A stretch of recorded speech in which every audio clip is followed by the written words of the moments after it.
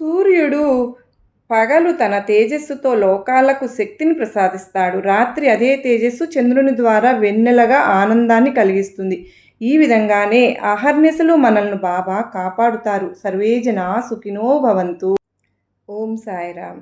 నీ చేతిని నా చేతిలో ఉంచు నిశ్చింతగా. నా సంతతి నా మాటను వినాలనే కోరుతాను. నా మార్గంలో ఎప్పుడూ నడవాలని కోరుతాను. కాంతినే కానీ నేను కన్ను మూస్తే కనపడను. దారి చూపమంటే నీ చేయి పెట్టి నడుపుతాను. కాదు కూడదంటే మరి దారి చూపి వదులుతాను.